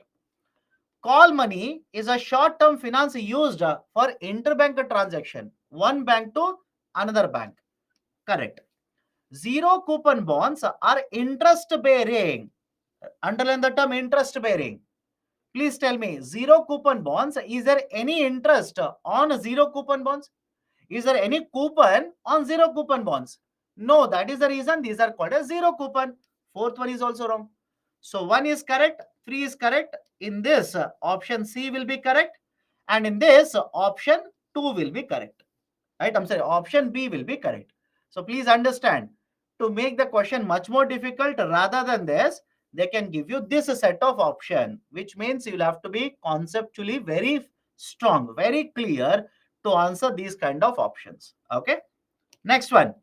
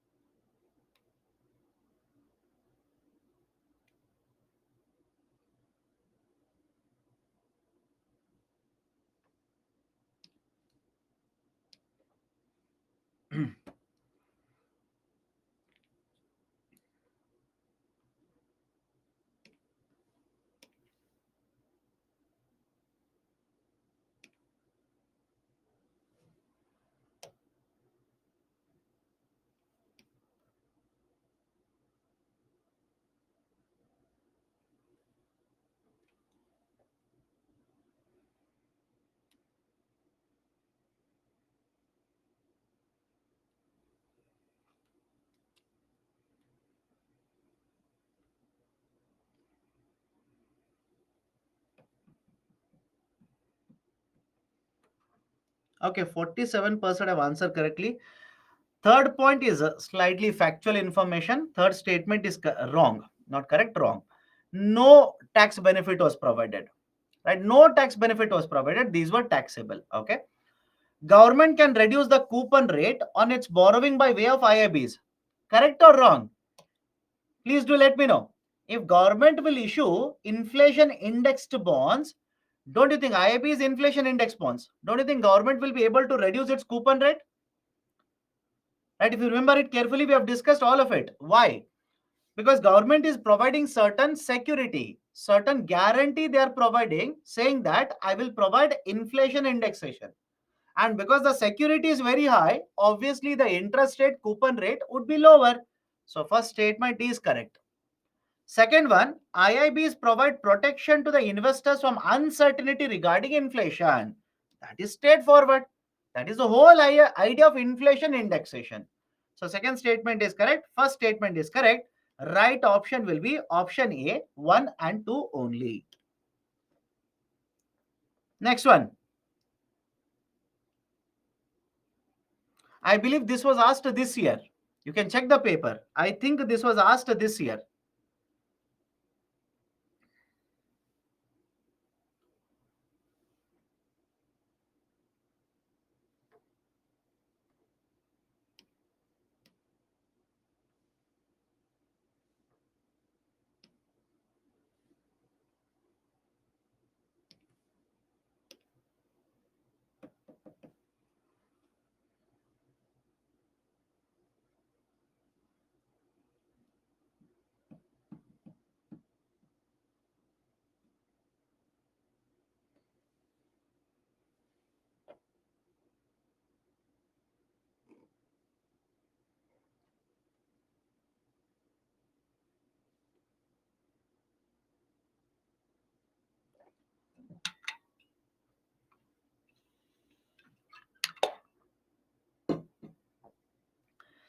Why? 52% have answered correctly, rest of you have answered wrong. Why? What is the difficulty? How many of the above are included in the capital market? Capital market means what? Right, please revise. No, my dear. Capital market means what? Where the instruments will have a maturity period of more than 1 year. It has to be more than 1 year. Correct. Government bond market. Please tell me. Bond. By default, you tell me. Bond means what? More than 1 year. So yes, it is part of the capital market. Call money market. Call money market. Short term or long term? Short term. Money market. Treasury bill market. Treasuries. Right? Government of India is a treasury. Long term or short term? Short term. It has to be money market. And stock market. Right? Where have I written stock market? If you remember, where I've written stock market, I've given a very nice chart to you. Stock market was equity market, part of capital market, long term. So 1 and 4 are correct. Right option for the question will be option B. Only 2 are correct. Okay. Done. So these are the questions from financial market. Questions from the international trade are left out. We will take it up next week. Please don't worry. We'll take it up next week. We'll solve those questions also. And next week, we'll start with agriculture sector. But before that, before I wind up the discussion for the day, if there are any issues, any concerns regarding what I've discussed, please do let me know right now. Please repeat market access. Market access simply means the countries will have to eliminate non-tariff barriers so that more and more exports and imports can be done. That is called as market access. Okay. Any upper limit for public stock holding? Any upper limit? Generally, please understand, based on the requirement in that year plus buffer stocks. Generally, government will say this is the amount of quantity that will purchase. For stock holding, for buffer stocks, yes, limitations are imposed by the government. Okay. Any other question like QR code? It is for the medicine purposes. If medicine purpose is fulfilled, then can we use the code for other purposes? Government of India says no. Government of India simply says if the QR code is for medicine, you will have to use it for medicine only. Okay.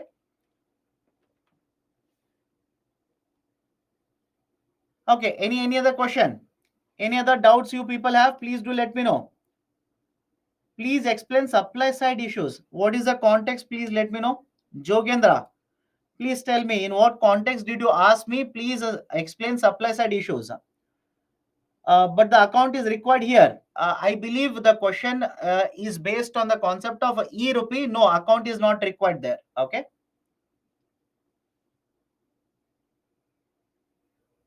Can you please repeat one more time on the consumption of urea? Urea that is available in the domestic market, it is very, very cheap. Right, you can purchase a DAP, you can purchase a right MOP, but the prices for them, it is slightly higher, more than 1000 rupee compared to urea, and because of that consumption of urea is very, very high in India. Okay. Any other question? Any other question? Liquid urea is basically nothing but nano urea. Arey baba, liquid urea is nothing but nano urea. Right? That is idea is the nano urea is in that is urea is in a liquid form. Urea is in a liquid form. That is the reason it is called as a liquid urea or nano urea. Explain peace clause once again. Peace clause simply means, imagine government of India will purchase food grains for what purposes? That is very important. Please remember, they will purchase the food grain for right food security purposes. Okay, food security purposes. And when they purchase the food grain for food security purposes, they will pay MSP, minimum support price. And when they pay MSP, it might so happen that the amount of subsidy provided here could be more than 10% of value of production. And if you cross more than 10% of value of production, it simply means you're violating agreement on agriculture. You're violating agreement on agriculture. So other countries can simply drag you to WTO file a complaint against you. But under the peace clause, if a developing country crosses the threshold level of 10%, but in the process of achieving food security, then in such cases, developed country cannot file a complaint against this country. That is basically the concept of peace clause. That is basically the concept of peace clause. Now, let me ask you a very simple question. If government of India has purchased food grains by paying MSP, please tell me, can government of India export these food grains to rest of the world? Think of it and answer. If government of India purchases food grains, right, in order to achieve food security, can government of India export these food grains? Can government of India export these food grains? Answer is no. Please understand, answer is no. Why? Government of India has paid MSP. Right? MSP is a trade distorting measure.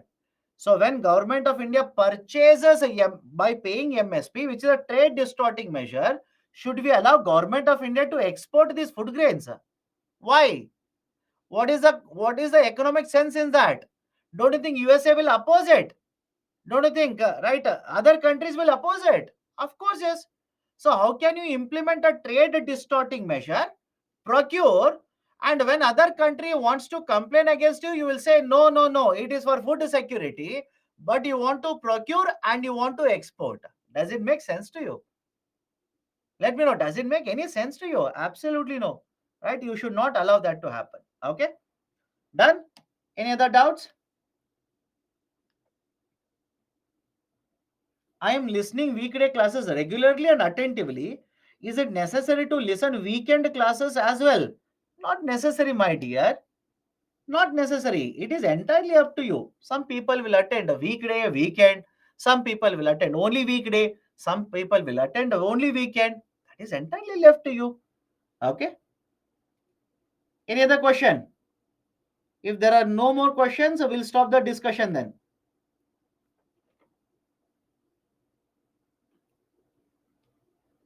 Any more questions?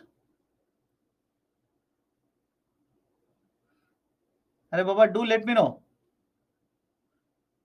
Any other questions from your side? Articles link, it is already there, right? It is in the comment section. You can download it.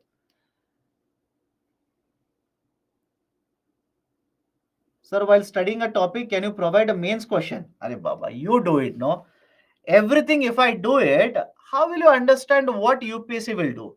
And is there any guarantee whatever I tell you that will be as per UPSC? No. I've told you this 100 times. For example, last week I gave you an article regarding inflation. I gave you an article regarding inflation.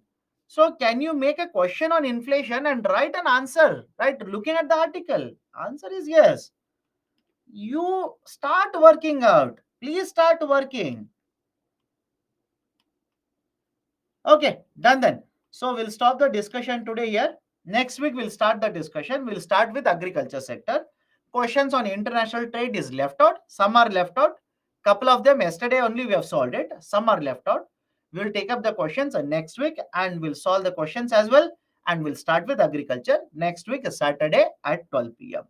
Okay, done then. Take care. Have a great day ahead as well as have a great week ahead.